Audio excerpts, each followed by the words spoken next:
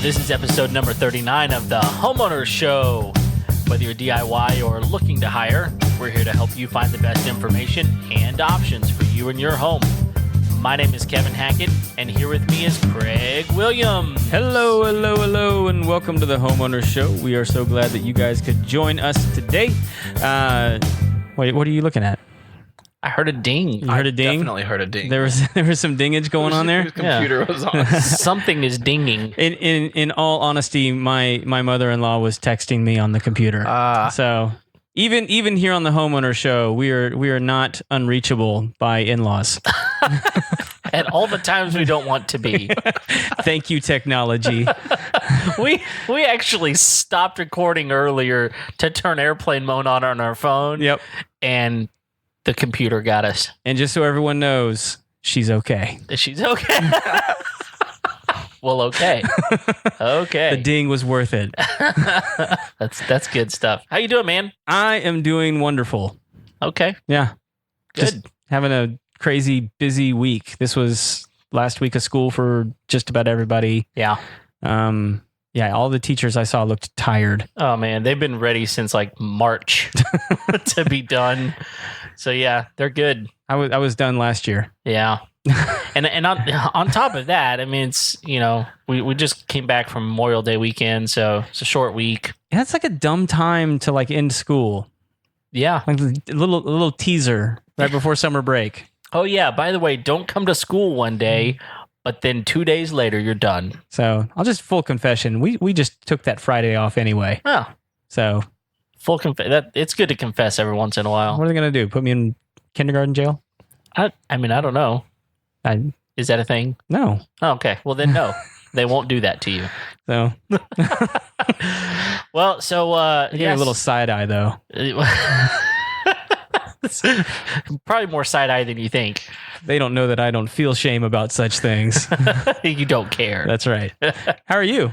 Man, I'm doing pretty good. We had a good weekend. We went down to the coast, which is not the most beautiful beach in the world down there, but it's a beach, and we had a lot of fun. We took our kids down, and we've got a camper. And so we stayed real close to the beach, and we're able to do that. We did have one issue, though, while we were there. Our camper isn't the newest. In fact, I told my wife one day, I was like, have you looked around at the other campers here at the RV resort? She was like, yeah, there's a lot of big ones. I was like, yeah, I'm pretty sure ours is the oldest and ugliest.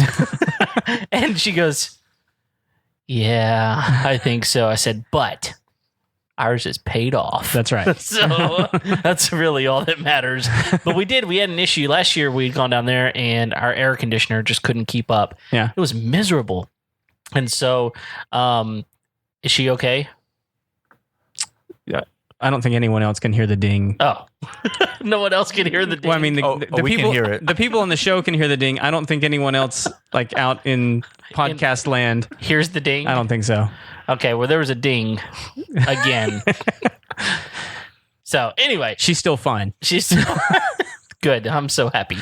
Yeah. So we got a new air conditioner installed, but our RV is so old that like apparently, some of the insides of this air conditioner, there's like a piece that goes on top, which is the air conditioner itself, and then there's kind of like the brains of the air conditioner. Yeah. That's in the ceiling. It's a very technical description you're giving us there. Brains. Yeah. Well, that's an important word.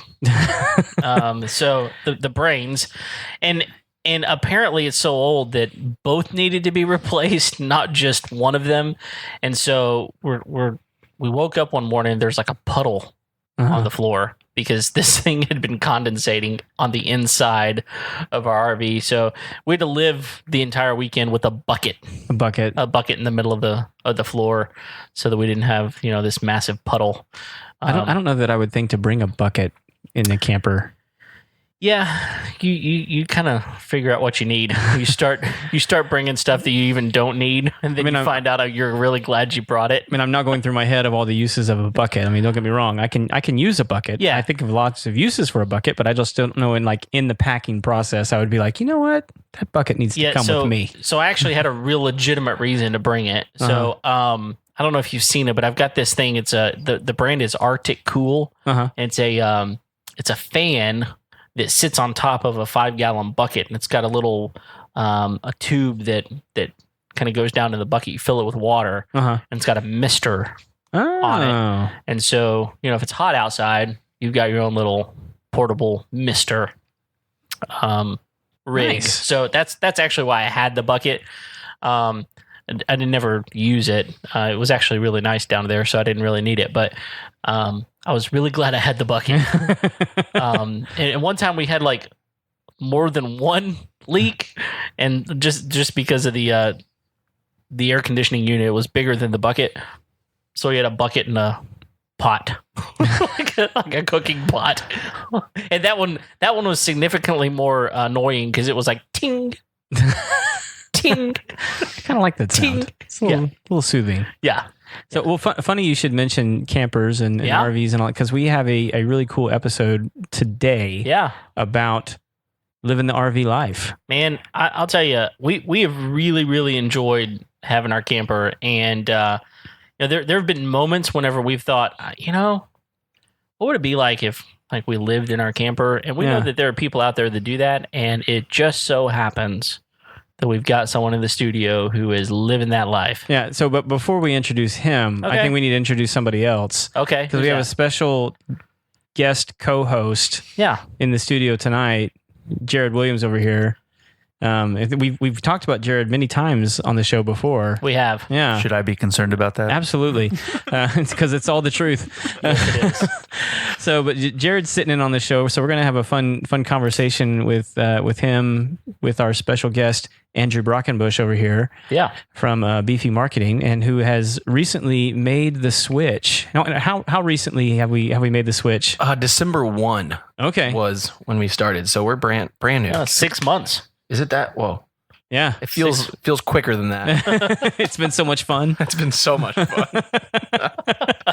So there's good and bad. Yeah. So, and part of the reason we wanted to have you on is I've known you a long time, and I was kind of watching you on, I think it was maybe Instagram, where you were, posting some pictures about, hey, we're making this big life change and we're doing this. And part of this is, we're moving into an RV. Yeah, we're getting out of whatever it is we were living in before, and this is a decision lots of people are starting to make. One of the things that they've been talking a lot about recently is they're building all these homes, but this big market of millennials who's coming up, they don't want to own homes. Yeah, they want to either rent them, or they want to live in an RV, or they want to like Airbnb from town to town. They want options. Yeah, millennials are all about experience. Yeah, we just want to do stuff. And I feel like sometimes like a house or the traditional lifestyle feels like it ties us down. And so we just wanted to be able to change it and do something different with that. I like that you just owned the mantle. Yeah, I am a millennial. No apology. There are some of us that are like on that bubble. Yeah, I'm definitely on the I'm not the snowflake millennial. just a regular old millennial. Yeah. Is that like a mud clod? I don't know. What is that? Yeah. So tell us a little bit about what precipitated your change, because this is a pretty big change to go from having a place, and because I guess traditionally most people would have some sort of a homestead, right? Like whether it's an apartment or a house or a townhome or something like that they would call home, to move to having a completely portable. This isn't even like motorhome. This is not motorhome, like a mobile home. Yeah. This is like completely portable, pick up and go whenever you want to. Yeah, 100%. Yeah, the end of 2017, I wasn't feeling really inspired in Houston anymore. I've been here, born and raised, and I just felt like I wasn't getting a lot of fuel from my environment. And so me and the girlfriend decided to pick up and head to Nashville. And that was 2018. And we spent a year in Nashville living downtown. And it was fun. It was very fun. Nashville's a really cool city and there's a lot happening.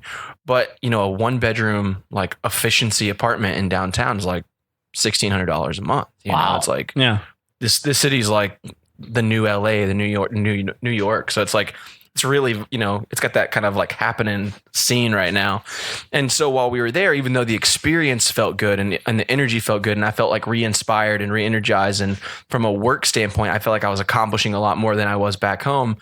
I felt like I was spending all of the money that I was making, and that just felt wasteful. Wrong. Yeah. It felt wrong. It's like, wait, like the whole reason we make money is to be able to do fun things, and we can't do that because we're literally tying up all of our money in rent. And so probably towards the last few months of our time in Nashville, we started saying, hey, you know, could we live in a van? Could we live in a, could we live in an RV? Could we do that lifestyle? And there was a lot of back and forth and a lot of hard discussions about like, what is the right way to, like, you know, what's the real American dream and what is, you know, expected of people and things like that. And so I think me and, you know, Kara finally were like, you know what, I think we can do this. Like, I think that we're okay with it. And so we started watching a ton of YouTube channels, people that were living van life, people that were living RV life. We started following all the Instagram hashtags like RV lifestyle, RV life, RV renovations. And the things that people are doing with these things are insane. Like, they look like homes. And so we took a random trip up to Gatlinburg one day, and I had to stop to use the restroom, which was code word for there's a really cool store that sold kayaks. and we stopped in, and while I was looking around, there was this really cool like off-road tent contraption. And, you know, I told Kara, I was like, hey, that could be really cool to get that. And they're like, oh, those are manufactured in Texas. And I was like, oh, that's kind of cool. And so I went to their website, and they happened to be giving away like their pop-up camper version of that camper. So it was like this like kind of off-grid. It was called the Taxamantis, and it was this off-grid, you know, travel trailer. And so we entered online to win it. And a few months later, we were at CMA Fest, and we were walking around the trade show floor, and they had it on display. And I was like, man, like, this thing's really cool. And Kara was like, there's no way we can live in this. This is too rough in it. You know, like, this is, I don't. So what about it was really appealing to you? I mean, what were some of like the cool features? For me, it was just like, I think it was like the true, you know, like minimal trailer. Like, there wasn't much, like a cassette toilet or a cassette commode, which is like basically this like drawer that you use the bathroom in and you go dump it. It had like a single bed. It was very like open to the outside. So it had tons of like big open windows. All the windows opened up and like open to the outside, which a lot of like modern travel trailers, like the windows only open a few inches to get breeze in, but not like fully open. And so I just liked that it was like one with the environment almost. And I had spent a week backpacking Glacier National Park a few years prior, and I felt like that was the most peace in my life that I'd ever experienced, was like that separation between stuff. Yeah. You know, and so I was like, okay, this is really cool. And so a few weeks later, we got a call from Taxa after that CMA Fest that we had won this trailer. Oh my gosh. What? And so we were like, okay, this is like, you know, this feels like it's meant to be. Like, we're talking about it. We started looking at trailers, and now we win this thing. And so once we did that, we were like, okay, we can spend 30 days in this and see how it goes. And so our first 30 days was in this super, super small pop-up trailer with myself, Kara, and our 2 big retriever dogs. And the experience wasn't bad. We actually didn't mind it. It was easy to pull. It was like super minimal. We had outfitted our truck to have like our clothes stored in our truck, and our truck was like our closet. It was pretty cool. One night in December, it was raining like crazy, and rain started seeping through the walls. Oh no. And we were just like, we can't do this. Like, this minimal lifestyle is fine, but like, we just came from like a nice apartment in Nashville, and now we're like swimming in our bed. Like, it's like, And it's not a water bed. it's not a water bed.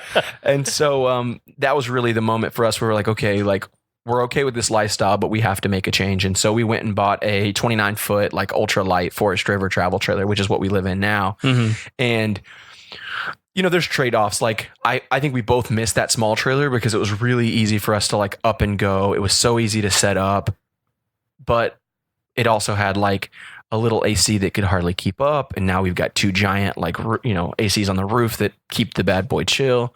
You know, Do you have to use buckets? we actually do have a bucket, Oh, not for the inside of the trailer. Sorry about that. I mean, hey, our first trailer, we needed buckets, but no, but it's funny. You start learning, like you said, you have to kind of start learning what you need. But we started noticing that like the ACs condensate on the roof and they just like drip constantly.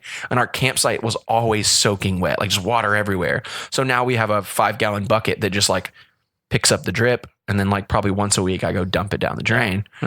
So it's silly. I mean, I don't really need the bucket. I guess I could just evaporate, you know, but it just bothered me. So yeah, we have a bucket. there you go. We have a bucket. You never know what you need. So yeah, that's how we got into the lifestyle. It was just like that idea that we could live a lifestyle where we could kind of go as we please and our money would be spent, you know, in experience versus just in rent. And I think the other piece for both of us was like, neither one of us had a ton of debt. We both have like the traditional millennial debt, like school loans and our car notes. Yeah. But beyond that, like we don't have like credit cards stacked to the ceiling or anything. And so we're like, if we could take, you know, $1,500 a month and put that towards, you know, student loans and things like that, we could be 100% debt free by like 33 years old or something like that. Yeah. You know, and that's pretty incredible because most young people carry student loans. I'd say anybody. My older siblings have student loans for their whole life, and they always talk about it like they will have them for their whole life. Yeah. And I was just like, I don't want to be like, you know, held hostage to like financial debt. Like I don't have to be. Like I think we choose to like live the lifestyle we want and allocate money the way we want. And my choice was like, hey, even if we live in an RV for 3 years, pay off all of our debt, and then go get a house, I'll still be happy that I'm going to come out with no debt at the end of the day. Yeah. So That's incredible. yeah. So did you guys trade in that other trailer for the one that you guys have now? Yeah, we did. So that was like a whole thing too. Obviously, we didn't get nearly as much as like the paper says it's worth, right? Like when you win something, the dealer says, oh, it's worth, you know, $33,000 and you go sell it and you get $17,000. Well, the challenge in that was because it was a sweepstakes, I had to pay taxes on the value on that bill of sale was. So I had to pay taxes on a $37,000 trailer on the top of the fact that like I have taxes on a company and my personal income and all that other stuff. So this tax year was pretty like sickening because of how much, you know, like, because that's I think a common misconception too is like, oh, you won something, like it's free. It's like, no, really nothing really is free. Like that $37,000 trailer taxed at 25%, you know, Yeah. it's nearly $10,000 in taxes. Yeah. You know, that sucks. Now, do they, bad. and like, I think a lot of people don't realize they value those things so high so that they can get that money back. That's right. Exactly right. So like, you know, taxes were upwards of over $10,000 on that trailer. So it wasn't free. And then, like I said, I think we sold it for around 18. So when it was all said and done, we only made like, you know, $8,000, which really just, I mean, in a down payment on a new trailer just kind of gets absorbed in the nonsense fees of dealers stuff. So that wasn't fun, but I feel like I was still encouraged by it because of the fact that like we probably wouldn't have as confidently stepped out into the journey had that not happened. Like we were talking about it, right? Right. But we were still just like, well, then you win this trailer and it's like, okay, well, I guess we're doing this. Like, Yeah. you know, let's do it. So, I mean, like, it really kind of thrust you into that. Yeah. And Yeah. it really and we got into it like really, really bare minimum. And so that was cool because like, if we can live it at that, like if we can live it that rough for 30 days, like then everything else that we do is going to be a lot easier from then on out. So like, obviously what we have now feels like a mansion. Like really, I mean, we've got, you know, sofas, a table, TVs. Like we didn't have any of that in the first trailer we in. We literally just had water, a single burner stove, a bed, and that was it. Yeah. So, you know, now we have a full kitchen and oven and a microwave. And, you know, I mean, in those first 30 days, like we probably cooked on the campfire every single day, which was really cool actually though. Yeah. Like, I mean, I learned how to like, I can use a cast iron skillet now, like nobody's business. Dude, those are the best. Yeah. I was making sweet potatoes in the coals. Oh, I felt like a mountain man or something, you know?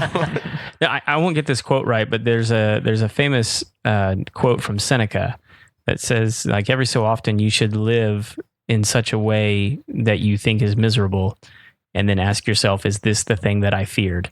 You know, and I think there's probably several people listening to what you're talking about living in that trailer going, that sounds absolutely miserable. 30 days. Yeah. And you're saying like, look, this is valuable experience that, you know, I couldn't have gotten anywhere else. Yeah. You know, that like you can't take it away from me now either. Like I've had it, it's mine, and it's valuable information that's, part of me and who I am. Yeah. And I'm not afraid of it now. And it's 30 days. Like if you can't like do 30 days of anything, like you have a lot of like self-evaluation to do. I feel like 30 days really tests your limits, and like it creates habits, it breaks habits.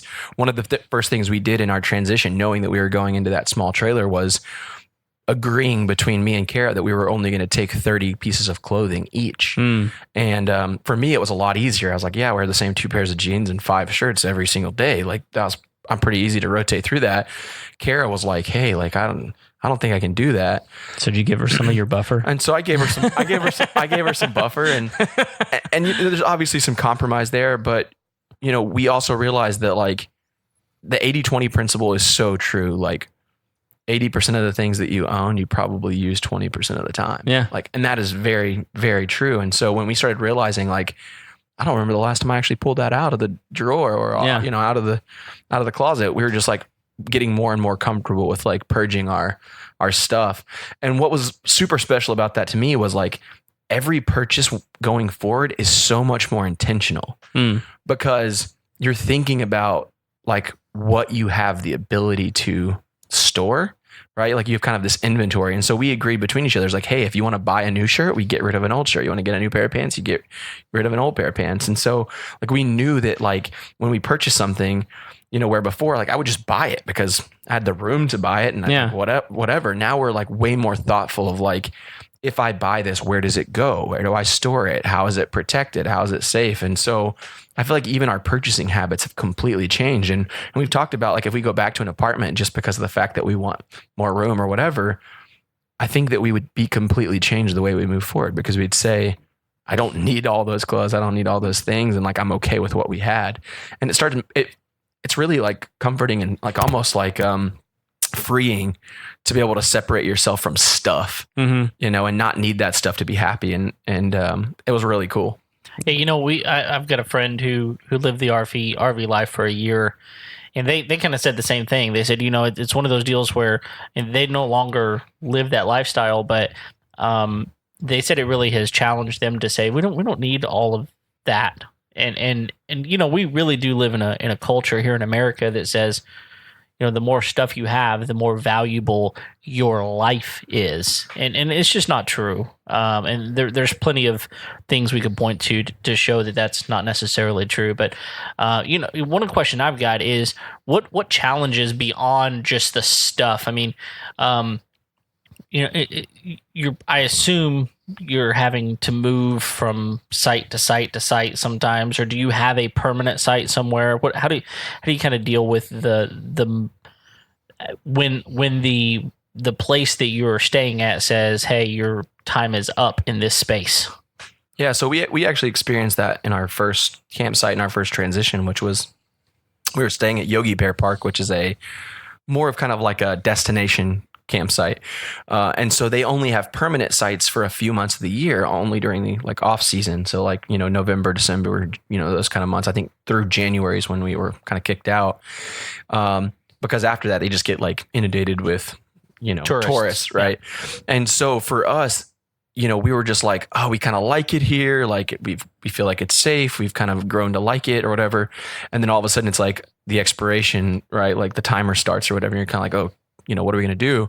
And so one of the hard parts was like going and looking at all these RV parks that allow for permanent, residency, I guess, if you will. And it's funny, Houston, as big of a city as it is, in like I wouldn't say inner city, but like in the like suburbia cities like Cypress and the Woodlands, there's not a lot of RV resorts, which is pretty surprising because this lifestyle is becoming way more popular. And the ones that we did come across were they didn't feel safe, I guess is the best way to put it, right? Yeah, like they felt like they felt like really rough, parts of town and rough parks. And we were just like, we don't feel like we'd want to live in that, right? Yeah. And so like we finally got lucky and came across a really cool RV resort in Tomball that was, really nice, pull through all concrete pads and things like that, which was actually a nice upgrade from our dirt and trees that were at Yogi Bear. Got to retire the bucket. Yeah. But it was, the biggest challenge between that transition though was just the cost, right? Like you go into this lifestyle and you think like, oh, living an RV life is pretty cheap, right? And some of these RV parks are only charging $300 a month or whatever for, your base rent, which includes electricity and water.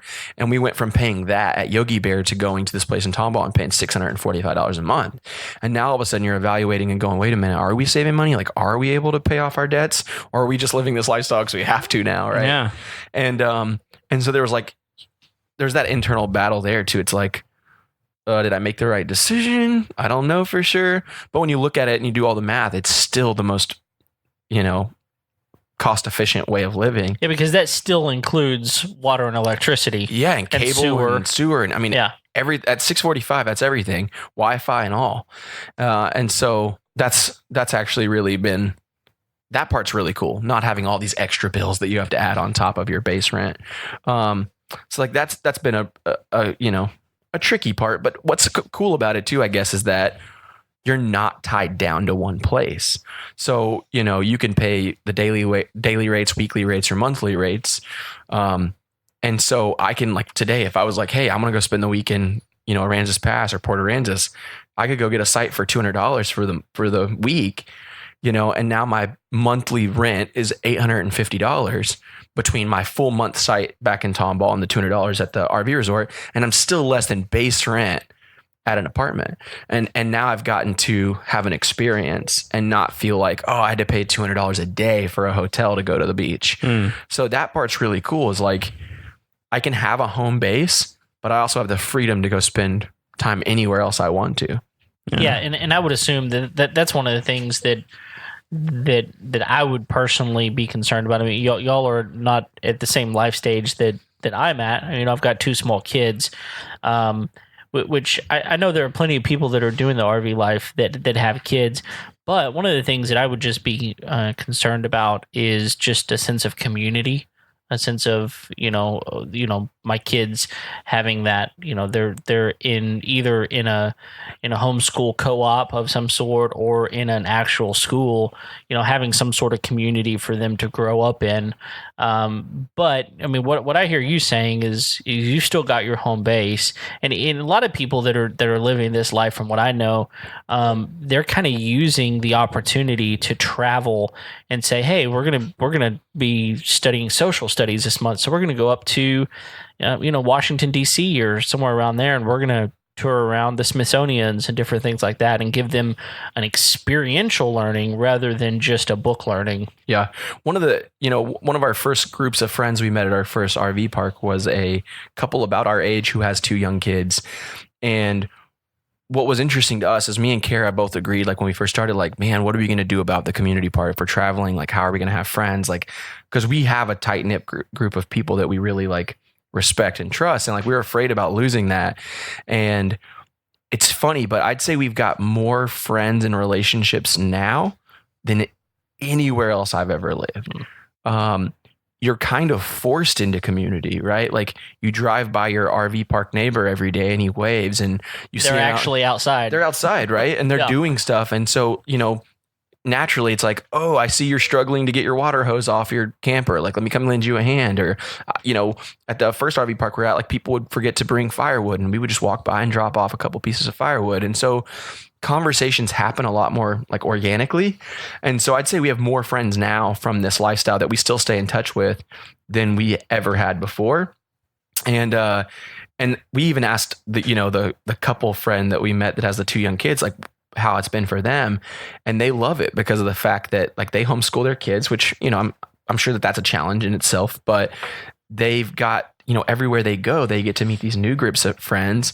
And I think that a lot of the friends they've met, they kind of stay like in touch via kind of like old school pen pal ways, like which is something that's kind of like gone. Like there's not a lot of that, like, let me write letters to my friends that I met before. And so these kids are getting to do that, but they're also getting to travel around and get true experiences, like you said, that they can learn that they wouldn't ever get before. And I think that another thing that like my older brother has talked to me about like pretty openly is like he hates that he spent so much time while his kids were in grade school working offshore because he never got the chances to really like get a ton of experiences with them. And now they're off doing their own thing. Yeah. His financial situation's a little different now, and he's got different like goals and whatnot. And so that time's kind of expired for him in some ways. And so these people that are getting to live that lifestyle while the kids are young, it's like, how cool will that be whenever you're 50 years old or whatever, and your kids like got to go to all those places because your money wasn't so tied up just in this traditional lifestyle that we've come to like have to live. Like we need a house, we have to be in a neighborhood, we have to go to school, you know? So I think it's really cool that there are families doing it. Like you said, I'm not a parent, so I can't speak for that for sure. But a lot of the people that we've met or people we follow and things like that seem to really love it. Yeah. And I'll also say that, you know, being a person who has an RV and going to sites and stuff, it is really interesting to be in a campground setting and see how many people are just talking to each other and interacting with each other. I mean, lots of people have pets. Yeah. And so you're walking your pet, you know, around and, you know, so, oh, what kind of dog you got? What kind of dog you got? And all of a sudden you're in this conversation about, you know, the past 5 pets that I've had and, you know, these sorts of things. And, you know, we this weekend down in Galveston, we were next to an older couple, and they had kind of this Taj Mahal diesel pusher next to us. And I was like, hey, you know, sorry, you have to bunk up next to the shack. And they were like, no, it's fine. But we wound up becoming friends with them. And like at one point during the weekend, then we got a knock on our door, and the lady was there, and she had bought my kids packages of M&Ms at the store.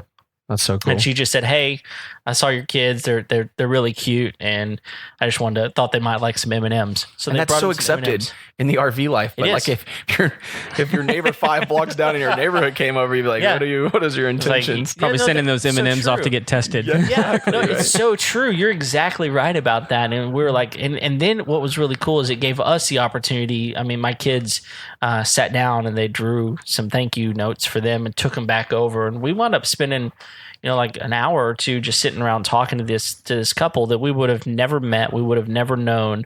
And so you're right that there is a sense of community for sure. The only difference that I know is somewhat challenging is that without a home base, those communities change. That's right.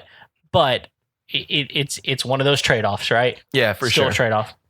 100%. Yep. Well, and I would imagine one of the things that I know that you have done is sort of like a lifestyle design. I mean, like there's a reason that you're able to live in Nashville, live in Houston, and your business has allowed, because your business is kind of mobile, right? Yeah, 100%. Yeah, for sure. So I mean, you've sort of designed it that way. Yeah, I mean, when I first created the company, you know, like, so Beefy Marketing is a marketing and web design agency. And for a long time, like our relationships with our customers had to be local. And I just felt like that wasn't working for me. Yeah. Although I like to have like that local touch with some of my customers because of, you know, for relational reasons, I still felt like I personally had a desire and a need to like go and explore and do.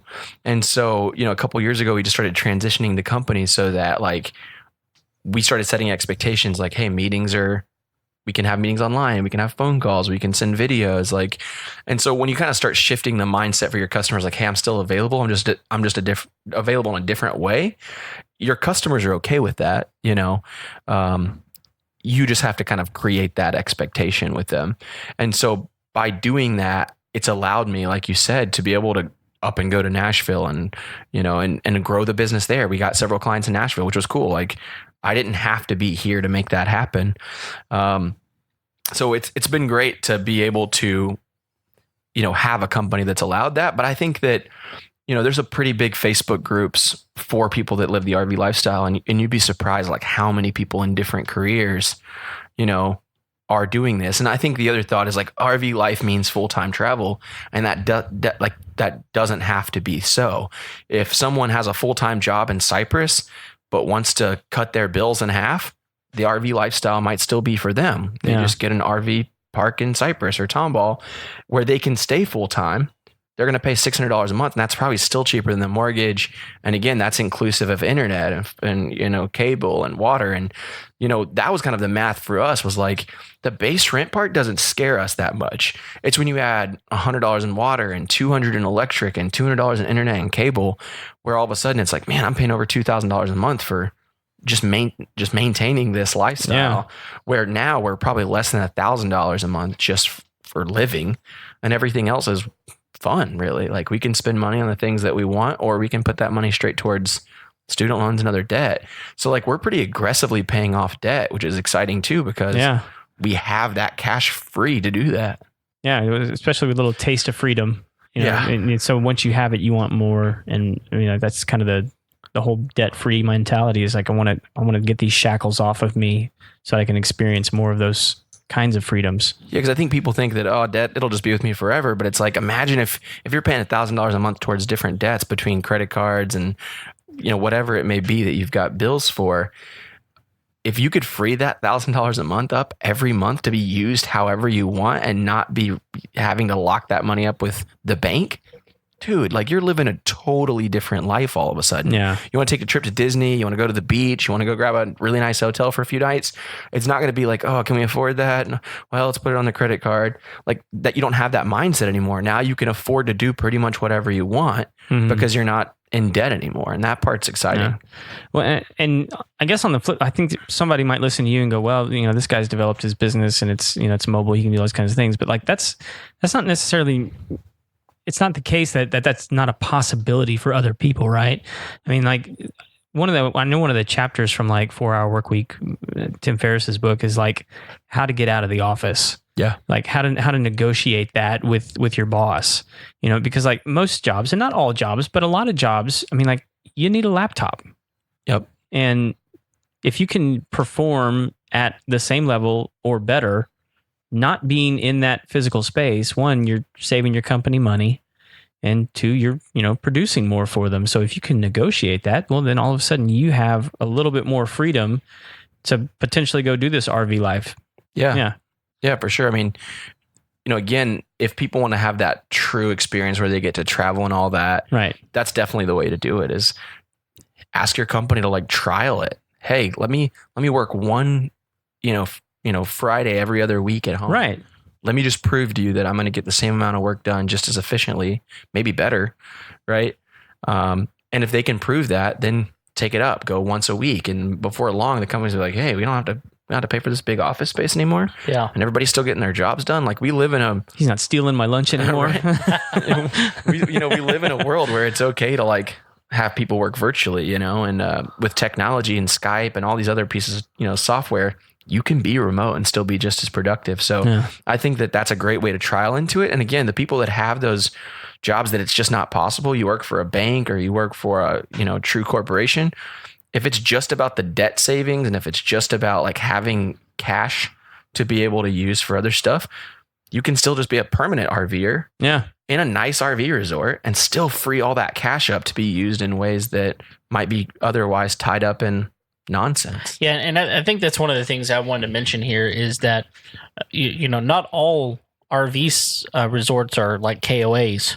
And don't get me wrong, there's nothing wrong with KOAs. Yeah, I mean, there's some standards. Cool stuff, yeah. There's some standards that they hold, but those are, a lot of those places are going to be typical, dirt sites that, you've got grassy areas around, picnic table, those sorts of things. But like, for instance, the place that we stayed at this weekend down in Galveston, it's a true resort. All of the sites were concrete pads. That was very, very pet friendly. They had a really nice pool. They had a hot tub. They had a splash pad. They had a beach volleyball court. They had a playground. And they were right across the street from the beach. A lot of these places even have like lazy rivers and, really, really nice amenities, basketball courts. That some of them even have restaurants on site, things like this. And so, there's ways that you can feel like you're not necessarily roughing it. In some ways, you can feel like you're getting more out of your home because of the amenities that you get without actually owning a home. And the other thing that I want to just mention is that, maybe you're sitting here thinking, man, I just don't know if I could live in an RV. I've never really, pulled an RV. I've never really done that life. I've never, if I go camping, it's in a tent or a cabin because I'm a cabin type of person. One of the things that I would say, and help me out here if you've got other ideas, but you can rent an RV and just take a week with your family and go rent an RV. You can. The site is actually one of the biggest ones, outdoorsy.com. Yeah, and a lot of times you can get them for $100 a night, something like that, and take it wherever you want to. Enjoy a week with your family and just see, is this something that's enjoyable to me or is it not? Yeah, and mind you, like, I think the things you have to kind of get past is what I like that you mentioned was that people have this idea that RV parks are like camp. Like it's like campfires and, firewood and all this stuff. You couldn't even have an open campfire at the site that we were at. That's right. And that's how it is at the one we're at now. And so the first one, it was like fires every day. And there was something nice about that. It felt like super naturey and it felt cool. And like now it's like, it's gone. And it's like, well, that's kind of sucks. But at the same time, we're like, oh, it's nice. We're like, we don't always smell like smoke anymore. Like, there's like trade-offs, but, there are definitely RV resorts that are super, super nice. Like our friends right now are staying one in Magnolia that is fully gated. It has a dog park. It has multiple like laundry and shower rooms. If you're living in a smaller camper and don't have those amenities, kind of funny story, because your money is like now, like you're able to use your money in a different way because you free up so much in rent and things like that. People get freaked out about like, oh, I don't want to go to a laundromat. That sounds like ghetto and that sounds scary, is that because you're saving so much money in rent, I can afford to do wash and fold services at the dry cleaner. I can drop my laundry off once a week, have it all cleaned, folded and picked up. And it's still about the same cost as using a laundromat, but I don't have to go to the laundromat. And so, we do a little bit of both. We'll go to the laundromat when we're being cheap and we have more stuff to wash. And when we're not being cheap and we want to be lazy and want to go do something else on our weekend, we'll just go drop it off and go pick it all up and it's nicely folded. So like that stuff isn't stuff that you should be scared about. And if you are going to rent an RV and try it out, keep in mind that whenever you go camping, 90 to 100% of your time is spent in that camper, right? Because you're cooking there, you're doing everything. Maybe you'll go do a little hike or something else, but really a lot of time is spent in the camper. When you're living this lifestyle full time, it's just like in a house. 20 to 30% of the time you're in that camper because you're at work or you're at your job or you're at school or you're out doing whatever errands you have. And so when I think about the RV, I'm not really in it that much. Like it's a place to lay my head at night. It's a place to watch a couple TV shows. But it's not where I spend all my time. And I'd rather be outside of the camper. And that's the other thing about living in a smaller footprint is it forces you to get out too, because you're like, oh, I'm cooped up in a big old house. It's like, well, I can go hang out in the movie room. I can hang out in the office. I can do this. I've got plenty to do on the property.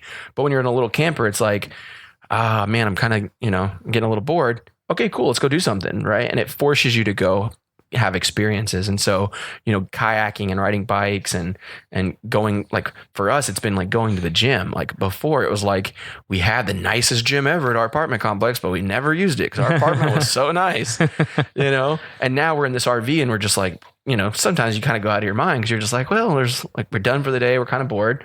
Well, now you go to the gym because it's something to do. And so it kind of forces you to be healthier. And so like even the cooking, kind of situation, you do have a smaller fridge in some campers. We have a smaller camper and although we have a good size fridge, it's not like, double doors, like a house. And so like even the types of things we purchase in our refrigerator and freezer are like healthier options because it's like, okay, we can buy chicken and turkey and things like that for the week and prep it for the week and salads. And so we're making better choices. We don't have a freezer full of like frozen burritos and whatnot because you don't have the space for that extra nonsense. So people are still buying frozen burritos. Man, frozen burritos fried and poured some cheese on them. Dude, I got a fat man heart over here. I just threw up in my mouth a little bit. So good. But I have to eat grilled chicken. In the burrito. Yeah, in the burrito. So I got a question. So like when I was going to buy my house, I had this like set of things that I wanted my house to have. So when you were looking for your RV, what were those things that, the have to haves, the nice to haves, or things that you definitely didn't want? So when we first got into it, like our dogs had been kenneled up to this point. Even though they're a little bit older, we just had kind of always felt better about having the dogs kenneled so they didn't tear things up. They're big dogs. And when we lived in that tiny little RV, we couldn't, like, there's no room for kennels. So the dogs kind of just slept on the little, like the floor area. And so when we looked for a camper, we were like, okay, we need a camper that's big enough for, you know, kennels if we wanted to do so, and really have a space that the dogs, like, we really thought way more about the dogs, I feel like, than ourselves. Like, we wanted space for them because Welcome to parenthood. right? And so we wanted a space that had room for them. We also, for us, there's so many configurations of campers, right? You know, bunk beds and all this other stuff. And for us, we felt like bunk beds at this stage of our lives would be kind of a waste. Like, we weren't going to use that. It would probably just end up being like a clutter for, junk. We also wanted a big bathroom. That's a downside of a lot of RVs, is that the bathrooms, even the big ones, are a little small. And so we ended up finding an RV that the bathroom was pretty huge considering it's a relatively small trailer. And so we've got a really nice shower and nice, bathroom sink and all this other stuff. And so for us, I think those were the important things. Like, if we're going to live in it, we want to have a nice shower. We want to have a nice bathroom. Our bed's a little smaller than I think we would have liked to have. It's a queen versus a king. Storage was a big deal for us. It's like, even though we don't have a lot of stuff, going from that first 30 days in something where we had no storage, we were like, it'd be cool if we had room to put our shoes and and things like that, instead of having to walk out every day to go like get your clothes out of your truck drawer. And so storage was really important for us. And so those were the big things for us, is just finding a place that had room for the dogs and storage. And now we don't even use the kennels for the dogs. That first 30 days really trained them to just kind of like hang out. And so now we can just leave and they'll hop up on the bed or whatever else. When they stay in the trailer during the day. And they do, yeah. And then about 2 days a week. So that's another cool thing in our situation, was in an apartment, because there is so much space for your dogs and there's like that level of like peace of mind that the AC is not going to go on and stuff like that. You'll leave your dogs there all day long and like, oh, they'll be fine till 11 and I come home and take them out. And when you take them to go play or go to the park or whatever, sometimes they get neglected in the sense that like you're tired. And if you're in an apartment and you don't have like a big dog park or whatever, it's just like, well, let's just take them on a walk and bring them back in. And that energy, like, they start to, misbehave a little bit in the house because they're just like, oh my gosh, I'm like bored out of my mind, just like we would be. Yeah. And so because we have so much cash, freedom now, 2 days a week, we drop them off at a doggy daycare and they get to just like play all day long. And so we couldn't have afforded that, prior to this lifestyle, but now they probably play more than they did when we lived in a place where they should have had more room to play. And so that's been cool too, is like, they're probably living a happier life too, which is bizarre in an RV, Yeah. Well, I want to kind of address some of like the screaming that I hear from some of the audience members. Like, Andrew, we hear that you're saving all this money. We hear that, how this can be a convenient lifestyle, all these things that you're bringing up. But at the end of the day, I mean, isn't a house going to like hold its value better than like an RV? And so like, how is that going to be for you financially in the long run? That's a great question. I don't know if I have the perfect answer or not, but I think that what's cool about the RV lifestyle is that you can kind of come into it at any price point, right? Right.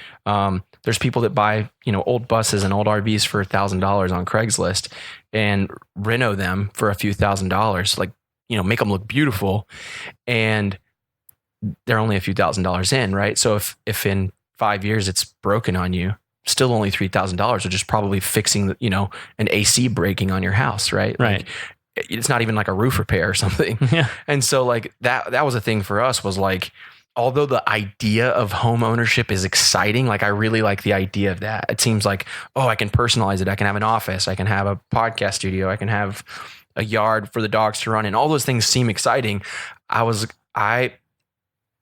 me, the biggest challenge was facing the fact that it felt too long term. Like it felt like permanent. It felt like once you do this, that's it. And I've had conversations with people about it and they're like, no, you can just sell it and list it and blah, blah, blah, if you don't want to do that and you want to move.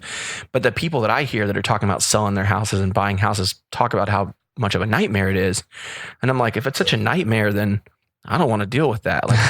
Like I would much rather be able to take that money and put it into something like a small RV and in a few years if I want to swap it out. And so for even like us, we bought a brand new one. So, you know, to talk about our financial situation specifically, we probably spent $30,000 on a brand new one. And because it's a recreational vehicle, it's got a lengthy, you know, loan term, probably like a house, you know, it's pretty long. And so our payment's like $200 a month. So it's like, it's cheap. Like, yeah, it might not hold the value, but even if I like go upside down and sell it, I still am probably out less than I would be if I would have bought a house and then things would have gone out or broken. And for me, it just felt like short term, that was the way I wanted to go. Because we knew we could always get out, right? It's like working for a company and saying, you know what, I'm going to go try another I'm going to go try something else. Yeah. And if it doesn't work out, if that job's always going to be there. Right. And so I think that that's true for me with like buying a house. It's like that lifestyle will always be there for me, but taking this opportunity while I'm young and don't have kids personally to be able to explore and go and save money and maybe even create wealth in the meantime is exciting, because I think that's for young people, a big challenge is buying a house, like coming up with a down payment like that. Like not a lot of kids my age or people my age have just, you know, $20,000, $30,000 to drop a down payment. And it seems like some people my age that are getting houses are getting into these kind of, you know, less than ideal FHA loans that are probably hurting them in the early stages of that home ownership process, right? Just because they're just pouring so much into just trying to cover that initial down. And so, you know, I just think that for me, this was like a way that I could say, hey, I'm going to just put money away. And if I decide I'm done with this lifestyle, hopefully I'll have the cash to just buy what I want, you know? Yeah. I think you probably won like a lot of moms over when you said, I have enough money to have my laundry done for me. And folded. That's right. You're welcome, Mom. Yeah. No, it's true. That's awesome. Yep. So, well, what else? I mean, is there anything that we haven't discussed already that you think we should hit on? No, I mean, I think that you brought up a great point earlier, which is if this sounds exciting, if it sounds like something you could do, go to YouTube, watch some videos. Yeah. Start with van life and see how rough it can be. That's a great place to start. For me, it was like, okay, van life is not for me with two big dogs, but if people can do it with kids in a van, then I can do it in an RV, right? Yeah. And that was a cool place to start. And then Instagram, everybody's on Instagram. That's a great place to look too. Like you start looking at these RV renovation hashtags and you see what people are doing in RV, it'll blow your mind. Like my older sister has two older kids around 13 and 10. And when we told her about it and she came and sat in our RV and her husband and her kids came, they were like, wow, like they just felt like that financial burden relief. Like, even though they're a little scared about the idea of doing it with older kids that are connected in schools and like the fact that they've gotten comfortable with this big backyard and this big house, I think that they struggle to live that, right? Like it's tight every month. And if anything were to change it with their employment, that lifestyle will go away like overnight. And I think that that's like a all too true scary reality that like that could be taken away. And so having this other alternative option where you can spend all that money on whatever else you want and just give your kids experiences and enjoy experiences yourself. And still you can stay in the town that you like, you know, if you like Waller, stay in Waller. Yeah. You know, just, you can do it with an RV. And I think that's another cool thing too with RVs that, you know, I could briefly mention is that it also allows you the ability to own land, which I feel like land is one of the best investments you can make. Right. Sure. And so instead of pouring all that money into a house with, you know, your little block and your neighbors that are like arm distance away, you can buy an RV, buy a few acres and put that money that you were putting into a mortgage into financing that land instead. And while you're living on your land, you can slowly start building a house. And that's cool too, because all of a sudden now you've kind of allowed yourself to have something that maybe you couldn't afford while also living the typical neighborhood life. Yeah, I see a lot of people doing that now. They're using it as a vehicle to actually purchase land and set up, you know, a pad and get that process rolling on a piece of property. They, you know, had a house on it. They couldn't afford it. That's right. Yeah. So that's awesome, man. Yeah. And there's very few living arrangements that you can try before you buy right? And this you is can't one try of a the, house out, really. No, you can't. I mean, you can't be like, hey, I'm going to live in this neighborhood for a month and see if I like it, or if I like, the commute that I'm going to have every day from this location.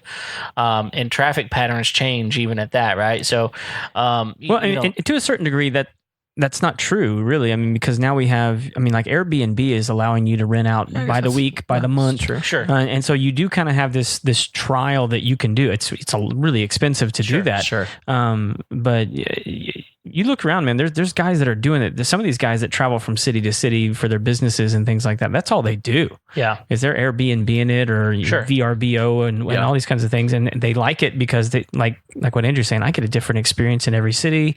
I don't own the property. If something goes wrong with it, this sucker has to fix it. Yeah. And if it breaks, I can just leave. Yeah. and that's definitely, more expensive way to experience, trial or demo that area. But I think the other thought for me is like, you buy a house in your ideal neighborhood and then your job changes, you get laid off, you get moved somewhere else, your drive changes.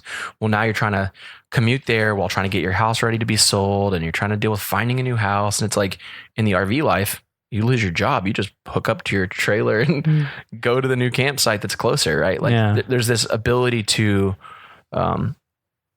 move your life a little bit more organically. Like you're not so locked down. And again, like I don't think there's anything wrong with home ownership. I think at some point in my life, like I would like to achieve that. I'd love to have land. I think where we were at in our kind of journey, it just wasn't in the cards, right? Like I didn't necessarily have the ability to drop a down payment. And I'm also like young enough and impressionable enough that like every neighborhood I see, I think is cool. So it's like, how do I decide? I feel like older people that have kids and stuff like that, y'all have pretty good ideas of like, my kids need this kind of school system and I need this kind of neighborhood and I need to be close to work or whatever. And for me, it's just like, ooh, that neighborhood's in the Woodlands. There's really good bars around there. Like whatever, And it's just like, it's based, my house making decisions would be based on what best restaurant was nearby. Yeah. And so for me, I felt like a little premature to like buy a house where it could be in a year I'd be bored or, Well, and one of the things you mentioned earlier that I thought was pretty interesting is that, the reality is a lot of people who get into home ownership do end up living paycheck to paycheck. I mean, because they feel like that is sort of like the pinnacle of adulthood, that like now I've arrived and like all of my, financial focus needs to be on this thing that I've now achieved and I have to maintain, because if I don't, I'm not a success, but like, if that's your reality, if your reality is that like from paycheck to paycheck, there's nothing left at the end of the month, it might not be a bad idea to run those numbers, to evaluate your life and go, okay, where am I actually at right now? And what would actually free me up to do the things that I really enjoy?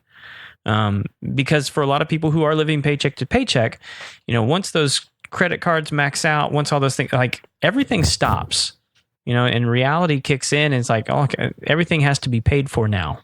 And the fun time is over, so to speak.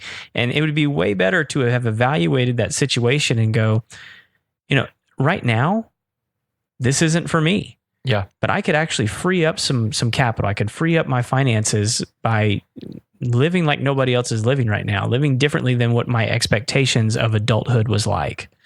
And don't be afraid of what people are going to think, because at the end of the day, like people don't care, right? Like when we got into this, like I definitely am like I'm a bit of a prideful person. Like I grew up really, really poor.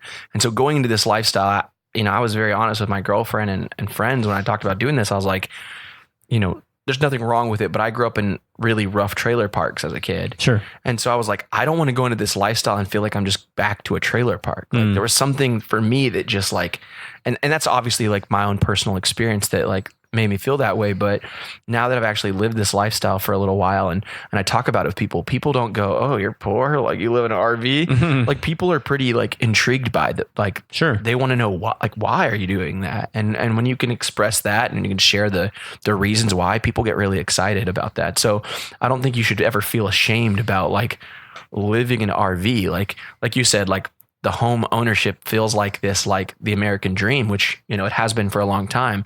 I don't think it is the only dream. I don't think it is the only way you can do things, which, I think is pretty awesome. Yeah. Well, cool. Well, man, we appreciate you kind of being open and honest with some stuff. I mean, it's pretty personal the way you live and those sorts of things. So thanks for taking the time to explain some of those. And maybe you have some questions for Andrew here and want to kind of figure out what does it look like to do this a little bit more. Maybe I'm intrigued, or maybe I'm just curious. Where can people find you? How do they get a hold of you? Yeah, I'm on Instagram, Andrew Brockenbush, and I'm sure you guys have a place y'all drop that stuff. And that's probably the best place. You know, we've got our companies, beefymarketing.com, and we also have Wingman, which is trustyourwingman.com for smaller businesses. And it's a great way if you're looking for business help. That's a good way to do it. But if you want to just kind of chat about this lifestyle, hit me up on Instagram. I'll take you out to coffee and talk about it. I'll bring you to the RV park and show you our camper, introduce you to my dogs. But thank you guys for thanks for having me. I know I'm not a homeowner.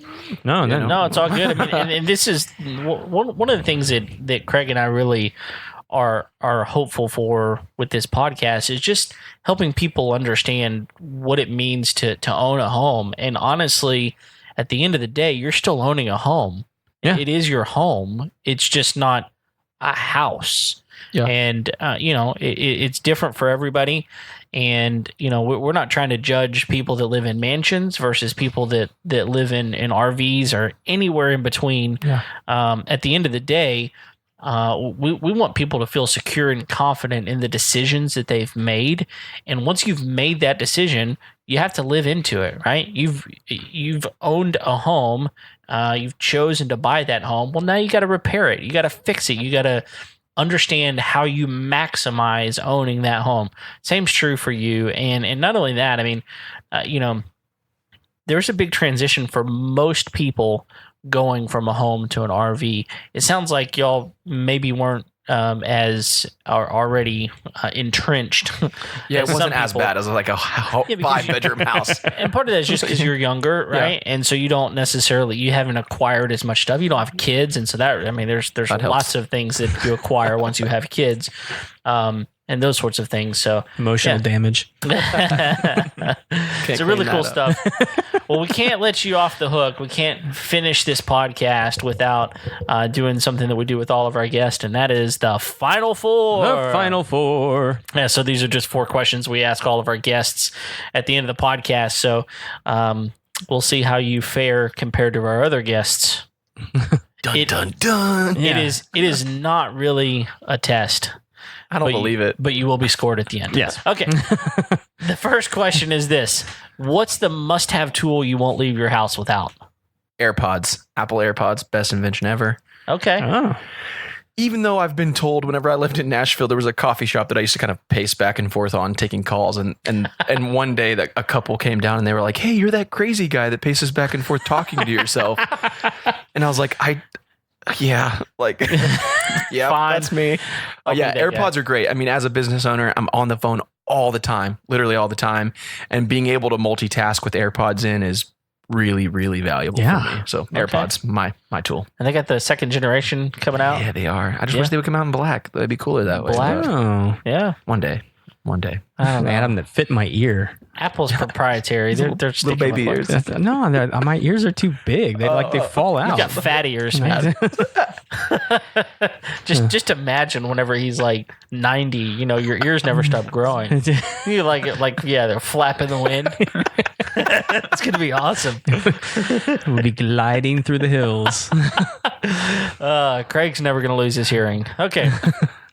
Second question. What's a job you've walked away from? So it could be a career, but maybe a project or something that you said, I'm done with.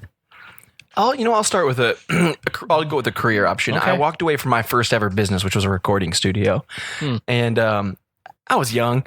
I was, 19. I was fresh out of high school, owned a recording studio, and it was exciting and it was fun.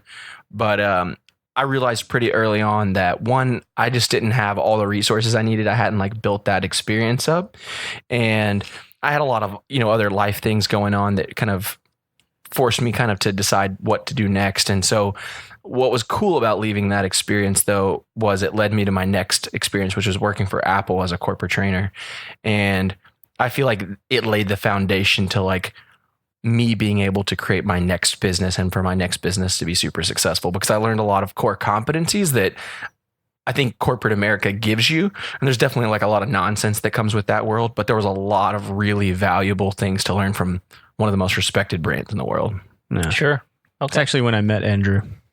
Working for Apple? No, with the studio. Yeah, the Oh, it's a studio. Yeah. Okay, cool. Yeah, we used to hang. It Awesome. was fun. Okay, cool. It was fun for you. Oh, man. I must have been not doing any of the work. That's funny.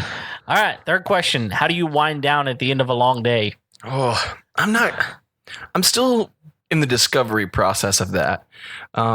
Sometimes I whip out the guitar and try to just write some songs. I feel like that's a great way for me to release emotions and stuff like that.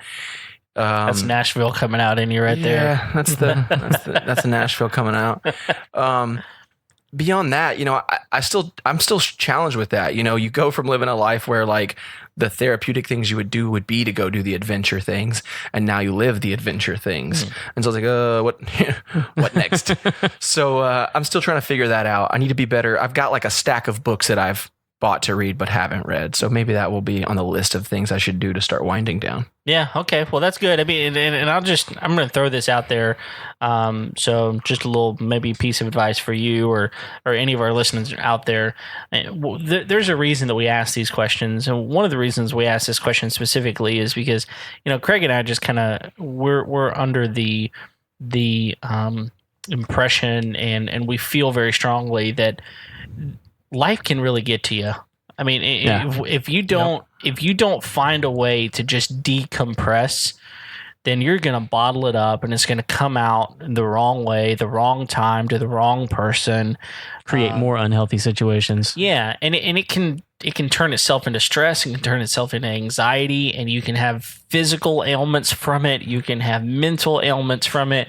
And so, if you're the type of person that you're in the stage where you are, I mean, find that thing, whatever it is. I mean, it can be lots of different things. Find the thing that you go, you know what? Not meth. No. Okay, maybe there are a few limits. Let's stay within the realms of legal. Okay, and also things that won't get you divorced. But just find that thing and figure it out and do it. Yeah. So yeah. All right. Last question. What's one of the best pieces of wisdom or advice you've ever received? And if your answer is not find a way to wind down at the end of a long day, then you are wrong. Wind down at the end of the day. That's a great piece of wisdom or advice. Best I've ever received. Best ever. It's a great answer if you can tell me what that thing is. Oh, yeah, there you go. Then you win. There you go. One of my first ever jobs, my boss told me, if you ever tell me that's not your job, I'll tell you it's not your job anymore. And that really stuck with me because it meant, that it doesn't matter what on paper you're supposed to be doing. Like we should be willing to like step up and help it anyway. And I feel like that really has been something I've tried to like own in every job I've had, is like getting in the trenches and supporting people no matter what I do. And I find that to be true both in professional and personal experiences, is just like being available, being available to support in any way you can, not being afraid to, clean the toilets and sacrifice to do the hard jobs just because they're not glamorous. So that's definitely probably the best piece of advice I've ever gotten.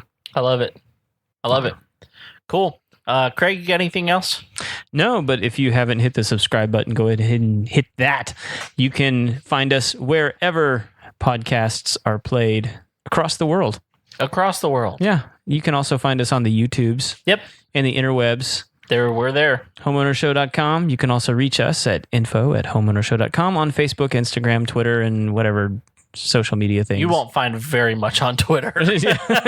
There's stuff. Yeah, there's stuff. We're just not responding to it. That's right. Absolutely. Just putting it out there. Yeah. Well, thanks for downloading our episode today, and and thanks for coming on the show. We really, really appreciate it. And Jared, thanks for sitting in, and maybe we'll talk to you soon. Your one question was so special to me. I'm not a big talker, but I try to hit hard when I He's going to cherish it forever. That's right. It's hard to get a word in edgewise with these guys. That's so true. We're professional talkers. So true. Well, yeah. Thanks for downloading this episode. And, we're here every Tuesday, so keep on subscribing. Thanks for listening, and until then, we'll see you next time. See you.